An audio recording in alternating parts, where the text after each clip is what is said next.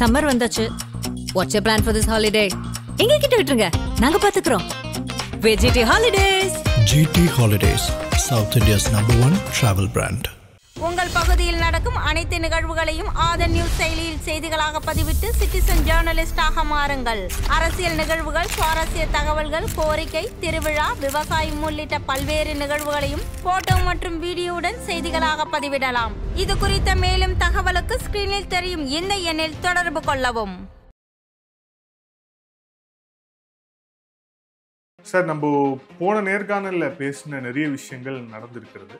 அதில் மிக முக்கியமாக தமிழக பாஜகவுடைய தலைவராக நயினார் நாகேந்திரன் ஒருமனதாக தேர்வு செய்யப்பட்டிருக்கிறார். இப்போ இந்த தேர்வு அப்படிங்கிறது என்ன மெசேஜ்? இந்த தேர்வு மூலியமா என்ன மெசேஜ் வந்திருக்கு? பிஜேபி இந்த தடவை தெளிவாக ஒரு டெசிஷன் எடுத்திருக்காங்க. அந்த டெசிஷன் என்ன அப்படின்னா, எப்பாடுபட்டாவது திமுக ஆட்சி போக வேண்டும், திமுக மீண்டும் ஆட்சியை பிடித்து விடக்கூடாது, வருகிற 2026 தேர்தலில் திமுக மீண்டும் வென்று விடக்கூடாது, இதுல உறுதியா இருக்காங்க. அதிமுக இன்னைக்கு இருக்கிற அதிமுக பொதுச் செயலாளர் எடப்பாடி பழனிசாமியிலிருந்து எல்லாருமே அவருடைய பழைய நண்பர்கள். தெற்குலையும் வளர்ந்துட்டு இருக்கு. அப்படிங்கிறப்போ தெற்குக்கு ஒரு ரெப்ரசன்டேஷன் கொடுக்கலாம். தெற்குல வளர்ந்துட்டு இருக்கப்போ தெற்கிலிருந்து ஒருத்தர் தலைவராக வர்றது அப்படிங்கிறது தெற்கில் கட்சியை உறுதிப்படுத்துவதற்கும் ஸ்திரமான முறையில் வளர்ப்பதற்கும் பயன்படும். இது கட்சிக்கும் பயன்படும். அதே நேரத்தில் ஒரு பழைய அதிமுக காரரான, எல்லோருக்கும் அதிமுகவுக்கு முக்கிய தலைவர்கள் அத்தனை பேருக்குமே தெரிந்தவருமான நயினாரை கொண்டு வருவது அப்படிங்கிறது மூலமா அதிமுகவுடனான கூட்டணி ரொம்ப ஸ்மூத்தாகவும் இருக்கும். ஆடிட்டர் குருமூர்த்தி அவருடைய இல்லத்துல ஒரு சந்திப்பு நடந்திருக்கு. அவர் கூட அமித்ஷா அவர்கள் சந்தித்து பேசுகிறார். 1 மணி நேரம் பேசினார். பெரிய பெரிய அரசியல் பேசினார். ஒரு தோற்றத்தை உருவாக்குறதுல பிஜேபி முனைந்து செயல்படுகிறது அப்படின்னு தெரியும். அதிமுக பொதுச் செயலாளர்கிட்ட பேசுறப்போ அதிமுக எம்எல்ஏட்டும் பேசுறாங்கல்ல, அப்படின்னா என்ன அர்த்தம் அப்படின்னா, ஒரு விதமான நிர்பந்தத்தை எடப்பாடி பழனிசாமிக்கு உருவாக்க முயற்சி செய்யும். நமக்கு ஏற்றபடியான ஒரு ஆளை மெனக்கட்டி இவங்க மாநில தலைவராக கொண்டு வந்திருக்காங்க. நாமும் இந்த கூட்டணிக்கு போகலாம், என்டிஏவுக்குள்ள வரலாம், டிஎம்கேவை இணைந்து வீழ்த்தலாம். திமுக ஒன்றுதான் எங்களுக்கு எதிரி, திமுகவை தவிர வேறு எந்த கட்சியும் எங்களுடைய எதிரி கிடையாது, வெளியில் சிதறி கிடக்கும் அத்தனை வாக்குகளையும் ஒன்று திரட்டி திமுகவை வீழ்த்த நாங்கள் பாடுபடுவோம், இவ்வளவும் எடப்பாடி சொல்லுவோம். ஏடிஎம்கேலேருந்து அந்த சமூகத்தினருடைய ஓட்டு கை மாறுது இல்லையா, ஏடிஎம்கே விட்டு வெளியில போகக்கூடிய வாக்கு, அது எல்லாமே பிஜேபியுடைய வாக்குகளாக மாறும். இது ஒரு நல்ல ஸ்ட்ராட்டஜி. நிச்சயமா இவர் மூலமா தென் தமிழகத்தில் குறிப்பா திருநெல்வேலி, தென்காசி இந்த மாவட்டத்தில் பிரமாதமாக பிஜேபி. ஆதன் நேயர்களுக்கு அன்பு வணக்கம். இன்றைய சிறப்பு நேர்காணலில் நம்முடன் இணைந்திருக்கிறார் மூத்த பத்திரிகையாளர் கோலால ஸ்ரீனிவாசன். சார் வணக்கம். வணக்கம் சார், நம்ம போன நேர்காணலில் பேசின நிறைய விஷயங்கள் நடந்திருக்கிறது. அதில் மிக முக்கியமாக தமிழக பாஜகவுடைய தலைவராக நயினார் நாகேந்திரன் ஒருமனதாக தேர்வு செய்யப்பட்டிருக்கிறார். இப்போ இந்த தேர்வு அப்படிங்கிறது என்ன மெசேஜ்? இந்த தேர்வு மூலியமா என்ன மெசேஜ்க்கு வந்திருக்கு? முதல்ல இந்த மெசேஜுக்கு வர்றதுக்கு முன்னால இன்னும் சில விஷயங்களை பார்ப்போம். கிட்டத்தட்ட நயினார் தான் வருவார் அப்படிங்கிறதுக்கான இண்டிகேட்டர்ஸ் ஆல்ரெடி கொடுக்கப்பட்டது. இப்போ மோடி அவர்கள் ராமேஸ்வரத்துக்கு வந்திருந்த போது திடீர்னு நயினார் மேடையில் அமர்த்தப்பட்டார். அது எப்படி மேடையில் அமர்த்தப்பட்டாரோ அதுக்கு முன்னால் அவர் கீழே தான் நிற்கிறார். நிற்கிறவர்கிட்ட திடீர்னு வர்றாங்க, ஒரு அஃபிஷியல் சொல்கிறாரு, இந்த மாதிரி பிரைம் மினிஸ்டர் ஆஃபீஸ்லேருந்து உங்களை மேடையில் அமர சொல்லியிருக்காங்க அப்படின்னு. அதுக்கப்புறம் மற்ற தலைவர்கள் எல்லாம் கீழே அமர்ந்திருக்க நயினார் நாகேந்திரன் மட்டும் மேடையில் அமர்ந்திருந்தார். நான் கொடுத்த ஒரு காணொலி காட்சியில் தம்ப்நெயில்லையே பிரதமர் மேடையில் நயினார் அப்படின்னு சொல்லியிருந்தேன். அது ஒரு கிரேட் இண்டிகேட்டர். அதைத் தொடர்ந்து நயினார் நாகேந்திரன் டெல்லிக்கு அழைக்கப்பட்டார். அழைக்கப்பட்டு ஒரு நாளில் 3 நாள் டெல்லியில் இருந்திருக்கிறார். 3 நாள் இருந்திருக்கிறார். ஸோ பொதுவாக அவங்க இன்னார் தான் தலைவர்னு முடிவு பண்ணிட்டு அவங்கள டெல்லிக்கு அழைச்சி பேசுவாங்க. 2 விஷயம் பேசுவாங்க. ஒன்று, உங்களுக்கு இல்லை சம்மதமா, 2வது நீங்கள் தலைவனானால் உங்கள்கிட்டருந்து நாங்கள் இந்த விஷயங்கள்லாம் எதிர்பார்க்குறோம், உங்களால் அதை செயல்படுத்த முடியுமா. இந்த 2 கோணத்தில் இருக்கும். 3 நாள் அங்கே இருந்திருக்கிறார். அதற்கு பிறகு தான் நயினார் இப்போ இங்கே கமலாலயத்தில் தன்னுடைய விருப்ப மனு தாக்கல் செய்திருக்கிறார். அவருடைய விருப்ப மனுவில் முன்னாள் மாநில தலைவர்கள் பொன்னார், அதற்கப்புறம் அண்ணாமலை அவர்கள், அதற்கு பிறகு H. ராஜா, வானதி ஸ்ரீனிவாசன், பொன் பாலகணபதி, மாநில துணைத் தலைவராக இருக்கக்கூடிய பேராசிரியர் கனக சபாபதி, இப்படி எல்லாருமே கையெழுத்து போட்டிருக்காங்க. தமிழக பிஜேபியினுடைய 13வது தலைவராக நயினார் நாகேந்திரன் இருப்பார். சரி, இப்போ நீங்கள் கேட்ட கொஷின் இந்த கோர் ஏரியாவுக்கு வர, இது எதற்கான சமிக்கை? இது எதை சுட்டி காட்டுகிறது? ரைட், அதாவது பிஜேபி இந்த தடவை தெளிவாக ஒரு டெசிஷன் எடுத்திருக்காங்க. அந்த டெசிஷன் என்ன அப்படின்னா, எப்பாடுபட்டாவது திமுக ஆட்சி போக வேண்டும், திமுக மீண்டும் ஆட்சியை பிடித்து விடக்கூடாது. வருகிற 2026 தேர்தலில் திமுக மீண்டும் வென்றுவிடக்கூடாது. இதில் உறுதியாக இருக்காங்க. இன்னைக்கு அகில இந்திய அளவில் பிஜேபியை எதிர்க்கக்கூடிய எதிர்க்கட்சிகளுடைய ஆட்சி பல மாநிலங்களில் இருந்தாலும் தலைவலி கொடுக்கக்கூடிய ஆட்சியாக இந்த திமுக ஆட்சி தான் இருந்து வருகிறது. இப்போ ரீசெண்டாக 2-3 நாளைக்கு முன்னால் வந்த உச்சநீதிமன்ற தீர்ப்பு எடுத்துக்கங்க. கவர்னருக்கு எதிராக ரொம்ப கடுமையான ஒரு தீர்ப்பு. இந்த தீர்ப்பு கவர்னருக்கு, மத்திய அரசுக்கு, எல்லோருக்குமே ஒரு பெரிய செட்பேக். பட் இதை எதிர்த்து மேல்முறையீடு போவாங்க, அது ஒரு பெரிய ப்ராசஸ் இருக்குது, அதை விட்டுருங்க. பட் இது ஒரு பெரிய செட்பேக். இதே நேரத்தில் கவர்னர் மூலமாக வெஸ்ட் பெங்காலில் தலைவலி மம்தாவுக்கு இருக்குது, பினராயி விஜயனுக்கு இருக்குது. ஆனால் அவங்க மூலமாக மத்திய அரசுக்கு இவ்வளோ பெரிய தலைவலி இருந்ததே கிடையாது. ஆனால் டிஎம்கே மிகப்பெரிய தலைவலியாக இருக்குது. ஒவ்வொரு நாளும் ஏதோ ஒரு பாம்ஷெல் போட்டுக்கிட்டே இருக்காங்க. இன்றைக்கி ஒரு மம்தாவை காட்டிலும், பினராயி விஜயனை காட்டிலும், மற்ற எவரை காட்டிலும் மோடியை எதிர்க்கக்கூடிய ஒரு அக்ரெசிவ் லீடராக ஸ்டாலின் இருந்து கொண்டு இருக்கிறார். ஒரு அக்ரெசிவ் பார்ட்டியாக டிஎம்கே இருந்து கொண்டு இருக்கிறது. அப்படிங்கிறப்போ டிஎம்கே கவர்மெண்ட் ஃபார்ம் ஆகிடக்கூடாது இன்னொரு தடவை.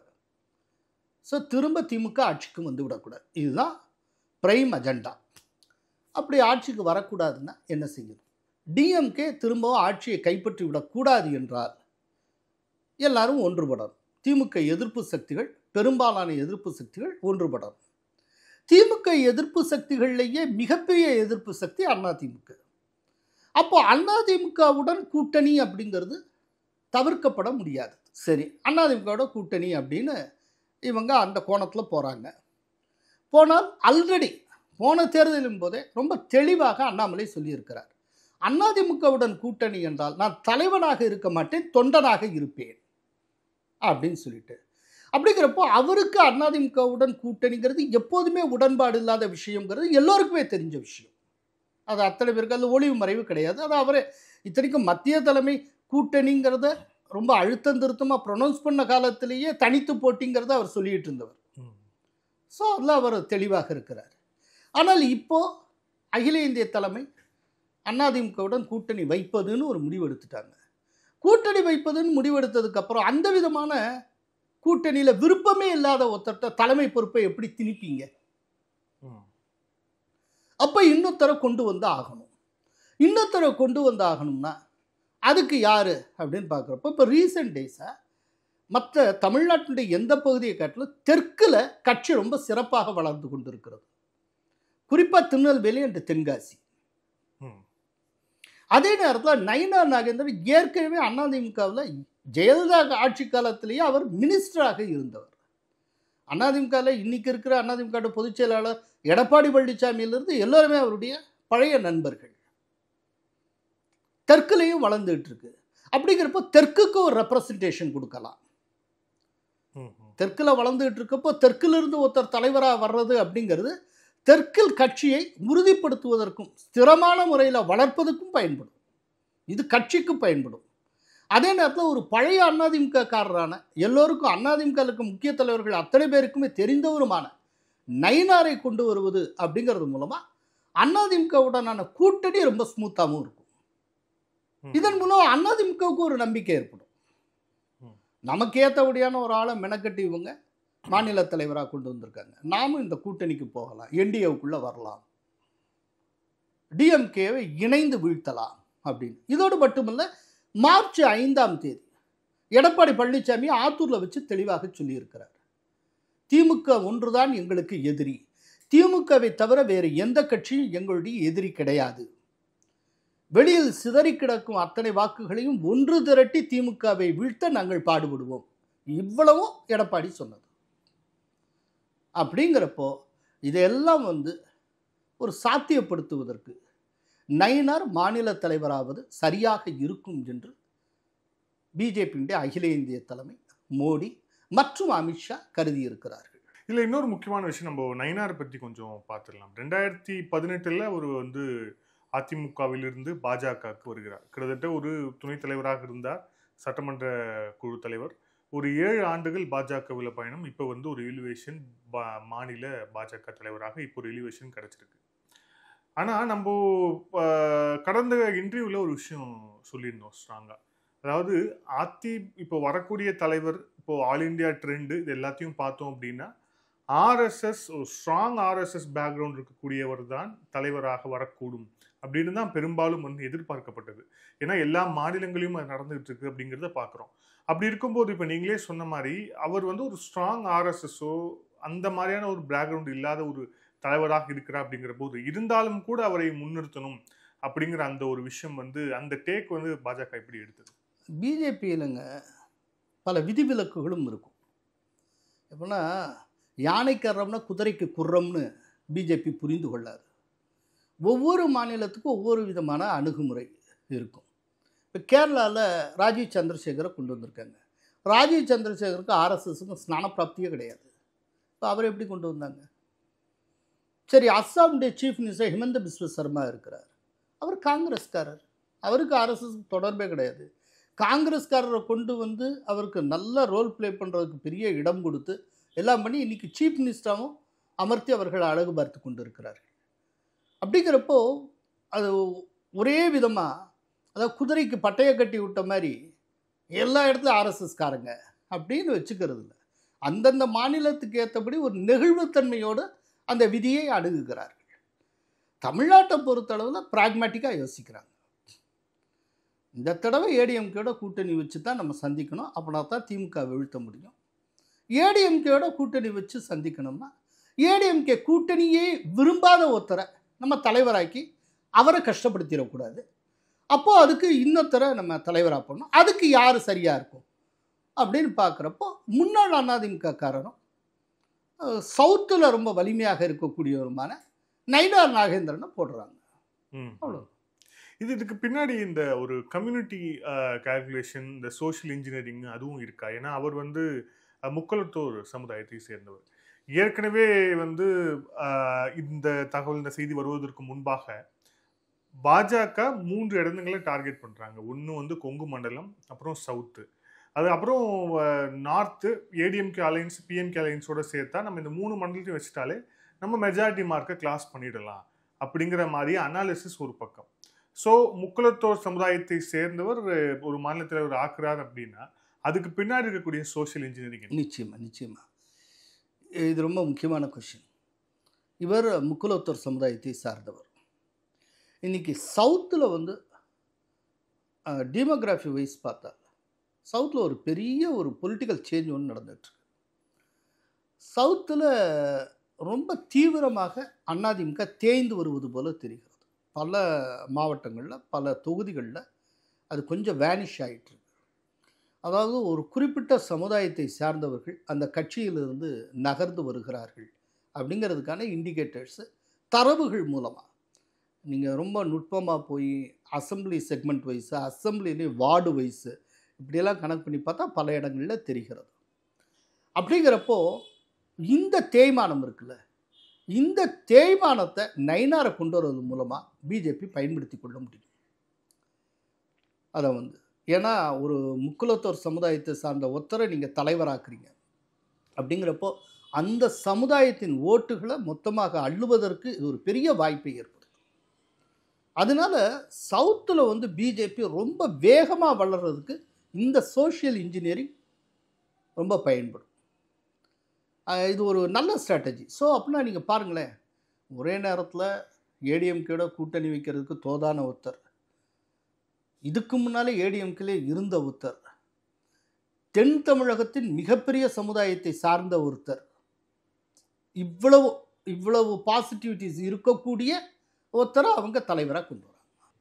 ஸோ இப்போ அந்த அதிமுகவில் அந்த தேய்மானம் இருந்தால் கூட அதை வந்து பேலன்ஸ் பண்ணக்கூடிய இடத்துல நயினார் வந்து இருப்பார் அப்படின்னு நம்ம புரிஞ்சுக்கலாம். ஏன்னா இப்போ பேலன்ஸ் பண்ணக்கூடிய இடத்துல யாரையுமே கொண்டு வரல, அதுக்கான ஒரு முயற்சிகளே நீங்கள் மேற்கொள்ளலை அப்படின்னா அந்த ஓட்டுகள் திமுகவுடைய நிரந்தர ஓட்டுகள் ஆகிடும். இப்போ அந்த சமுதாயத்தை சார்ந்தவரை நீங்கள் கொண்டு வர்றப்போ இப்போ ஏடிஎம்கேலேருந்து அந்த சமூகத்தினருடைய ஓட்டு கை மாறுது இல்லையா, ஏடிஎம்கே விட்டு வெளியில் போகக்கூடிய வாக்கு அது எல்லாமே பிஜேபியுடைய வாக்குகளாக மாறும். இது ஒரு நல்ல ஸ்ட்ராட்டஜி. நிச்சயமாக இவர் வந்து மூலமாக தென் தமிழகத்தில் குறிப்பாக திருநெல்வேலி, தென்காசி இந்த மாவட்டத்தில் பிரமாதமாக பிஜேபி வளரும். ஓகே. ஆனால் இதில் இன்னொரு விஷயமும் இருக்குல்ல, இப்போ இதுக்கு முன்பாக வந்து மாநில தலைவராக இருந்தவர் அண்ணாமலை. அவரும் வந்து கொங்கு பகுதியில் ஒரு முக்கியமான ஒரு பிரதான சமுதாயத்தை சேர்ந்தவராக ஒரு அடையாளமாகவே அவர் வந்து இந்த 3 ஆண்டு காலங்களில் வந்து மாறி இருக்கிறார் அப்படிங்கிற விஷயத்தையும் பார்க்குறோம். ஸோ இப்போ அவரை எடுத்து விட்டு அந்த இடத்துக்கு இன்னொரு சமுதாயத்தை நோக்கி வராங்க அப்படின்னா அப்போ அந்த தேய்மானத்தை வந்து நம்ம எடப்பாடி வச்சு பேலன்ஸ் பண்ணிடலாம் அப்படின்னு நினைக்கிறாங்களா? இல்லை, அண்ணாமலை போயிட்டனால அது தேஞ்சிரும்னு சொல்கிறேன், நான் ஏற்றுக்கவே மாட்டேன். ஏன்னா அண்ணாமலை வருவதற்கு முன்பே தமிழகத்தில் பிஜேபியுடைய ஸ்ட்ராங் ஏரியாஸ் எதுனா கன்னியாகுமரியும் கொங்குவையும் தானே சொல்லுவீங்க.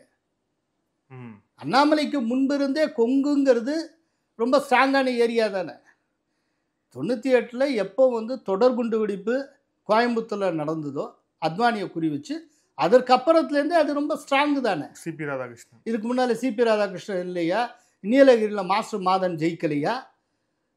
ஸோ கன்னியாகுமரிக்கு அடுத்து பிஜேபியினுடைய கோர் பெல்ட் அப்படிங்கிறதே கொங்கு மண்டலம் தானே. இது எல்லாமே அண்ணாமலைக்கு முன்னாலேயே எஸ்டாப்ளிஷ் ஆன ஒரு விஷயம், புரியுதா? அதனால இங்கே திடீர்னு தேஞ்சு போயிடும் அப்படிங்கிறதா இல்லை. ஒரு தனிநபர் சார்ந்து கொங்கு மண்டலத்தில் அப்படி ஒரு கிரேசி பிஜேபிக்காக வந்திருந்தால் அந்த தனிநபர் போகிறப்போ அதுவும் இல்லாமல் போகும்.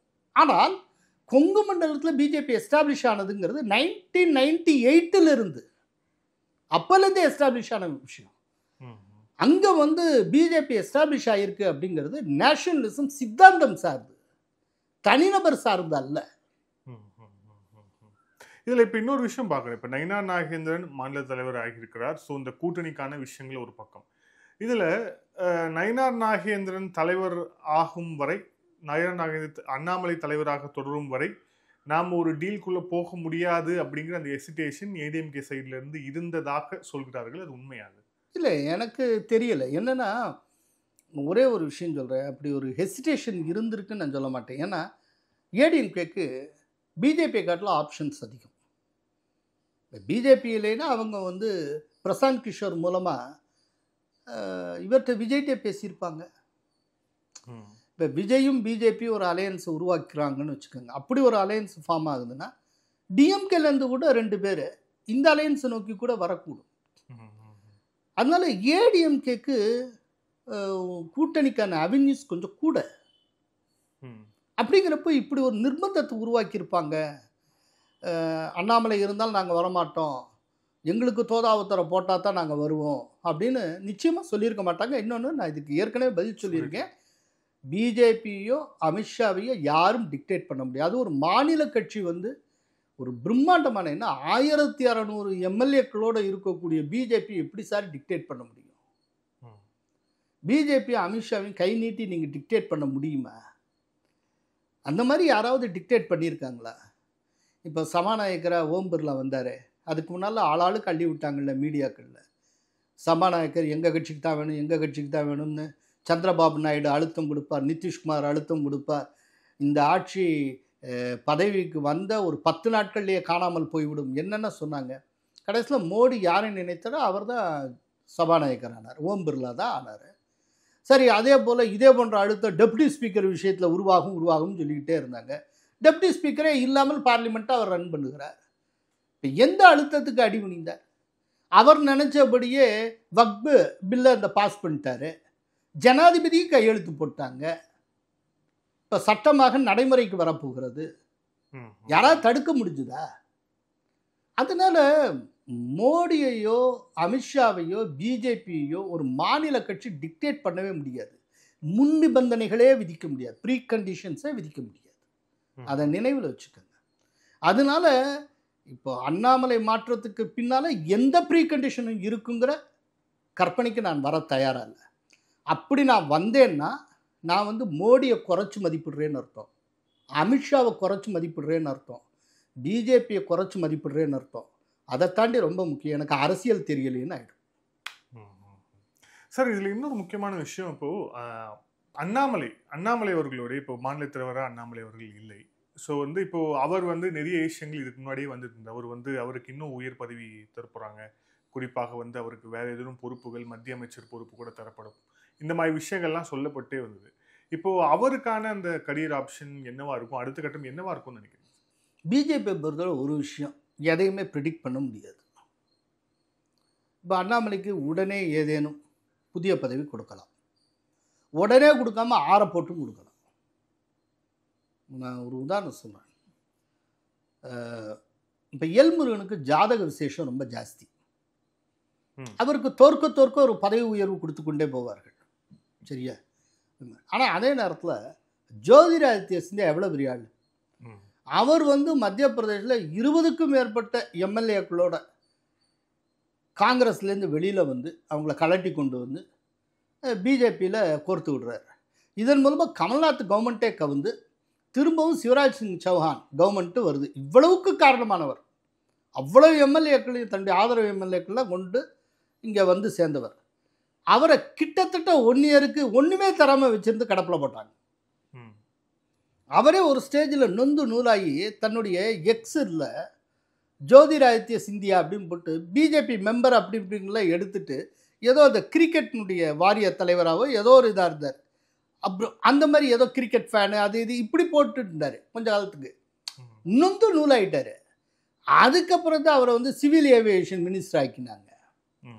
அதனால் இது எப்படி என்னன்னு நமக்கு தெரியாது. இது எப்படி என்ன அப்படின்னு தெரிஞ்சுக்கணும்னா அவங்க ஜாதகத்தை செக் பண்ணிக்கணும், பிஜேபியில் இருக்கிறவங்கலாம். ஏன்னா இதுதான் நாம்ஸு. எதனால எப்படி இப்படி ஒரு டிசைட் பண்ணுறாங்கன்னு தெரியாது.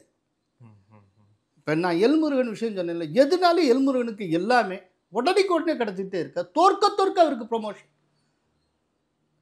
இப்போ அவர் வந்து சட்டப்பேரவை தேர்தலில் ஜெயிச்சிருந்தா ஆஃப்டர் ஒரு எம்எல்ஏவாக இருப்பாரா? தோற்றதுனால மத்திய அமைச்சர். நீலகிரியில் தோற்கிறார், மீண்டும் மத்திய அமைச்சர். அப்படின்னா இது ஜாதக விசேஷம் தானே. அதான், அதனால ஒவ்வொருத்தருக்கும் ஒவ்வொன்று, அது எப்படி என்னன்னு தெரியாது யாருக்கும். ஆடிட்டர் குருமூர்த்தி அவருடைய இல்லத்தில் ஒரு சந்திப்பு நடந்திருக்கிறது. குருமூர்த்தியை பற்றி ஆல்மோஸ்ட் இந்த தமிழக அரசியல் வட்டாரத்தில் மூத்த பத்திரிகையாளராக உங்களுக்கும் தெரியும்.